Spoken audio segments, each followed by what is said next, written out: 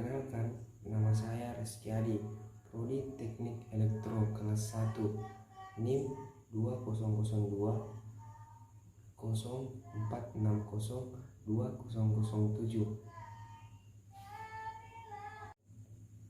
Saya akan menjelaskan poin pertama, yaitu sistem satuan. Jadi, sistem satuan terbagi atas dua, yaitu sistem satuan dasar.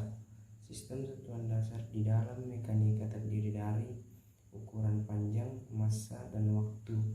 Jenis-jenis satuan dasar tersebut apakah meter atau kaki, kilogram ataupun pon, jam ataupun sekon, dapat dipilih agar memenuhi kondisi tertentu. Besaran-besaran panjang, massa, dan waktu ini merupakan besaran-besaran utama untuk kebanyakan besaran fisis lainnya dan disebut sebagai satuan-satuan dasar utama. Besaran-besaran fisis tertentu di dalam ilmu termal, listrik, dan penerangan, walaupun dinyatakan sebagai satuan-satuan dasar, akan tetapi hanya digunakan jika kelompok-kelompok khusus tersebut terlibat di dalamnya dan dinyatakan sebagai satuan-satuan dasar pembantu.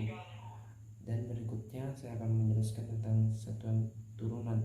Jadi, satuan turunan semua satuan lain yang dapat dinyatakan dari satuan-satuan dasar disebut satuan-satuan turunan, dan sebuah satuan turunan dapat dikenali dari dimensi-dimensinya yang biasa didefinisikan sebagai rumusan aljabar yang lengkap untuk satuan yang diturunkan tersebut. Sebagai contoh, kilogram, meter per detik, atau Newton dalam sistem internasional biasa disebut SI. Selanjutnya, saya akan menjelaskan poin kedua, yaitu sistem satuan dalam pengukuran. Jadi, dalam pengukuran besaran listrik maupun yang lainnya terdapat nilai dari satuan ukuran tersebut. Dalam pengukuran, hal tersebut dikenal sebagai sistem satuan.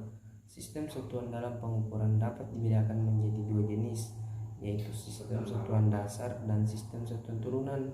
Poin ketiga, saya akan menjelaskan sistem satuan listrik dan magnet, yaitu adalah sistem usang unit yang digunakan untuk mengukur besaran listrik dan magnet, diusul sebagai sistem unit internasional.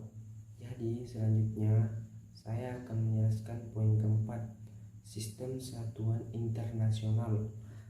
Sistem satuan internasional adalah bentuk modern dari sistem metrik dan saat ini menjadi sistem pengukuran yang paling umum digunakan.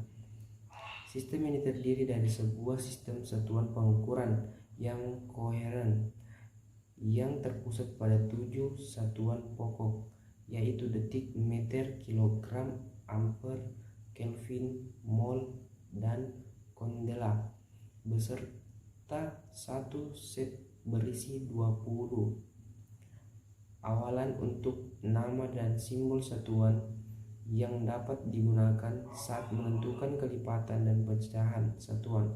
Sistem ini juga menentukan nama dari 22 satuan turunan seperti lumen dan watt untuk besaran lainnya. Jadi, saya akan menjelaskan tentang poin kelima, yaitu sistem satuan lainnya. Sistem satuan lainnya di Inggris biasanya menggunakan kaki, massa, pon, dan waktu adalah detik. Satuan-satuan tersebut dapat dikonversi ke satuan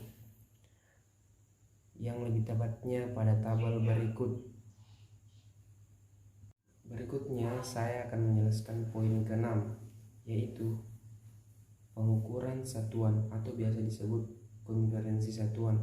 Konferensi satuan secara umum berarti mengubah nilai suatu satuan atau suatu sistem satuan ke nilai satuan lain. Konferensi satuan umumnya tidak pernah mengubah nilai dari suatu besaran. Konferensi satuan dapat dilakukan dalam sistem satuan yang sama maupun dalam sistem satuan yang berbeda. Konferensi satuan dalam sistem yang sama, misalnya kita ingin mengubah salah satu dalam sistem internasional ke satuan lain dalam sistem yang sama.